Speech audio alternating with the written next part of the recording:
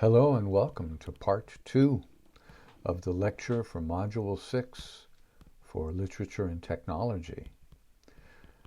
In this lecture we will focus on Schatzberg's concluding chapter of his book on technology, and in particular focus on the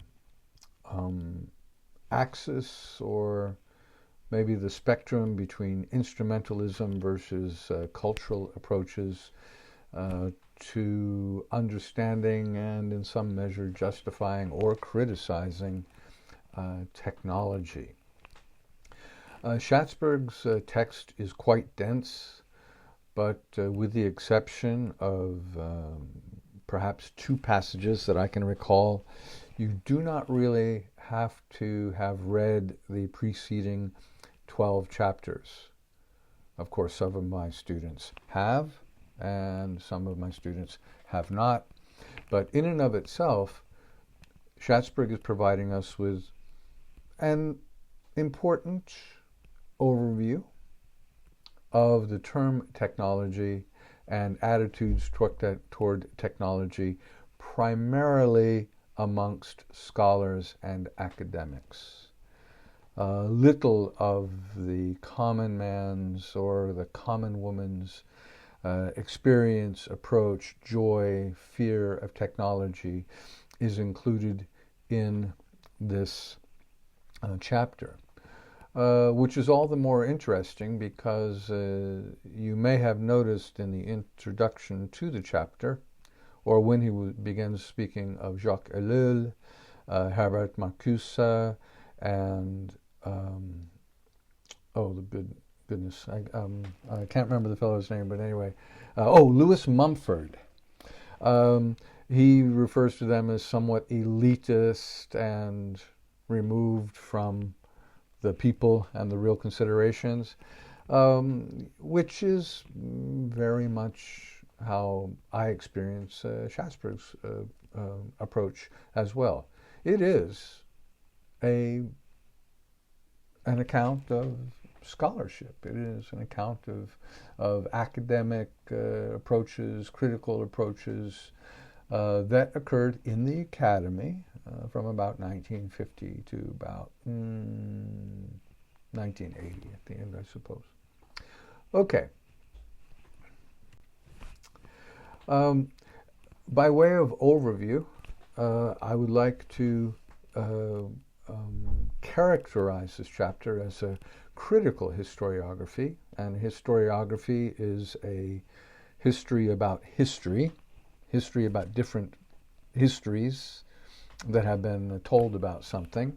So it's a critical historiography, how historians and other authors, cultural critics, have been influenced by diverse group loyalties, class, race, gender, and Marcuse is kind of an extreme case of this because he expected that the revolution would come from the marginalized populations, the lower classes, the racial minorities, and women, although he never said how.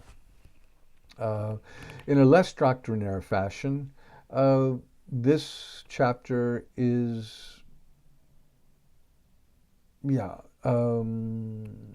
looking at these historical inquiries as to how well they hold up. And a critique that goes through, as far as I recall, every single one, is that critics have discussed and focused on technology without adequately defining what it is. I would ask you, however, to consider whether, at least within this chapter, and those of you who have read the book, within the book, how Schatzberg focuses on this. How does he come up with an adequate definition of technology? Finally, both of these approaches seek to come to an understanding of the topic. Okay, I'm not going to belabor you with long reading aloud of long passages, but I have in most every case included, well, in many cases, have included page numbers for you to find the quote. Technology proliferates and is debated in our late 20th century environment, but it remained clear what technology signified. And true enough. Nonetheless, every critique of technology has common to it humans acting upon nature to reconstitute the natural to something that ultimately will drive us further away from nature. So, in other words, all of the critiques, all of the historians of technology do seem to at least have a handle on the fact that men and women make tools, and these tools are often designed to relieve us of some of the problems of nature. If you think of the technology of chemicals, how nice it is to be able to spritz on some cream or something that keeps mosquitoes from biting you. So there is that. Also, I will note that it does seem to me that many of the newer technologies that they discuss here are technologies to help us recover from problems that have been created by technologies. After the Second World War, there was innovation studies. This was an absolutely amazing accomplishment of designing products. Around the late 1950s, we got science, technology, and society within the humanities. Those of you taking technology, människa och samfundet are for all intents and purposes in a science, technology, and society course. And these were based upon critiques, generally environmental concerns. 1969, we managed to put a man on the moon. Two of them, actually. But that encouragement, that impetus, that goal was something that was suggested by Robert McNamara to Lyndon Johnson when he was vice president under Kennedy, I believe in 1961. So when Kennedy announced that they intended to put a man on the moon within 10 years, they actually achieved it in 8. And it really did encourage new technologies. Donald Schoen is probably the first soft humanities critique in which he posits that innovators needed to be sensitive to social context and organizational structures and not just technical needs. This is an important insight, I feel, because technology really and truly does proliferate more quickly than we are prepared to deal with it. At least that's been my experience so far on this planet. And this is, and what Schoen is advocating here is that, well, think about what you're inventing, think about what you're producing, and think about what role it's going to have on society, and not just what it solves. Technological problems that we are confronted with: fallout, pollution, auto safety, automation. I'd like to speak to auto safety because the very fact that you have to generate technology to make cars safer is an instance of technology being used to solve a problem created by technology. Although I wouldn't be adverse to a technology myself that made it less harmful to fall off of a horse, for instance, or a safer pony carriage. But nonetheless, much of these technological concerns were problems that we had created for ourselves through technology. Schatzberg's quote, "These negative reactions intensified in the late 1960s as activists began linking technology to the Vietnam War and the instruction of the environment." There is no question that there were several technologies that were unique to the Vietnam War. One in particular is what we call fire and forget weapons. Shoot a missile out of visual range and it will find the plane that you were trying to shoot down. That was an innovation during the Vietnam War. Well, one of very, very many. End of the decade, 27th of July, 1969, we have Neil Armstrong making one small step for man, one giant leap for mankind. And 9 months later, or so, we have the very first celebration of Earth Day on March 1st, 1970. So technology lifts us up, but technology also potentially can be poisoning us.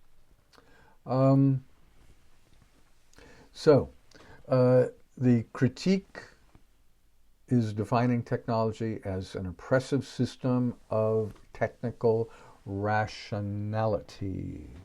And this critique in particular is one that we can focus on Jacques Ellul, not so much on Lewis Mumford. He was actually kind of a technology booster until a spell after the Second World War, and Herbert Marcuse of the Frankfurt School, and he settled in Southern California. Schatzberg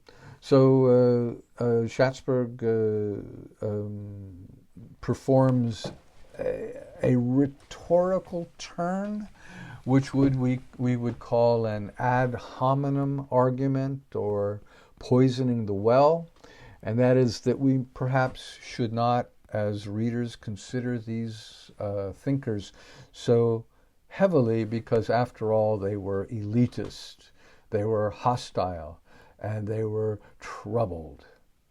That's an interesting way to put it. Marcuse may have been elitist, but he was nothing compared to other cultural critics from the Frankfurt School like Adorno. But at any rate, these men were academics, except for Ellul, who was actually like a lay person, quite religious, associated with the Catholic Church, anarchistic in his leanings, and a very canny cultural critic, far beyond his discussion of technology. His book on propaganda, which came out right after, is very, very stimulating and insightful analysis of the society we live in today. Technique rejects all moral values, removing human judgment from technological change. Technical rationality excludes spontaneity and personal creativity and destroys the natural world. This is Schatzberg's interpretation of Ellul. And while that certainly is a reading of Ellul, it is not the only way that you can interpret his book on technology.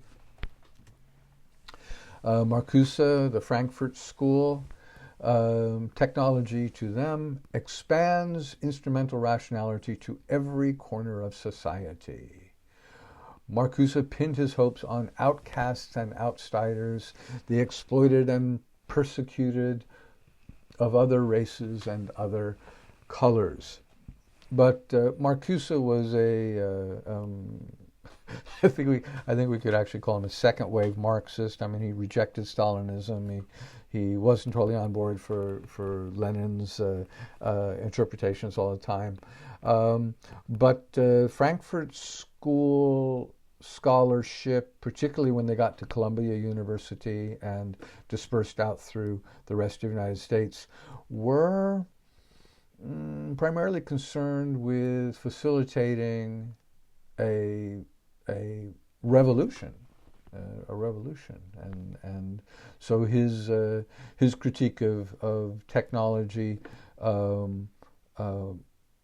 really is to give us something to complain about. But let us not forget that Eastern Bloc Marxism, countries living under what we would call communist or behind the Iron Curtain during this time, they were totally down on Norbert Wiener's cybernetics, automation. Technology was going to be a liberating force, making it better for the worker and the average proletariat, member of the proletariat in their societies. So Marcuse's critique of technology is not wholly a rejection of that attitude. What it is, however, is saying that it is instrumental. It is technique primarily for a specific goal without the consideration of, oh, what does that solution to that problem really entail? Marcuse and the Frankfurt School were actually far more influential outside of the realm of technological considerations, in particular media, what we might call lifestyle choices. I think the phenomenon that we call woke or wokeism in some corners can be has a genealogy directly to this school, and that really isn't terribly technologically orientated. Well, unless you want to consider transsexual surgery as some type of a special case. Schatzberg correctly points out that Mumford at first was a sort of technophiliac. He was very much in favor of it. And Techniques and Civilization, which I believe came out around 1930 or the early 1930s, is just a fabulous read. And he basically tells the same story of or a similar story of technology to that Norbert Wiener does in the chapter that I asked you to read, very, very much focusing on pumping water out of coal mines with steam engines. That's where Mumford is coming from, and that, without much doubt, is where Norbert Wiener got his story from. Okay, we're moving on to the last slide here. Allow me to apologize for the uneven quality of this presentation.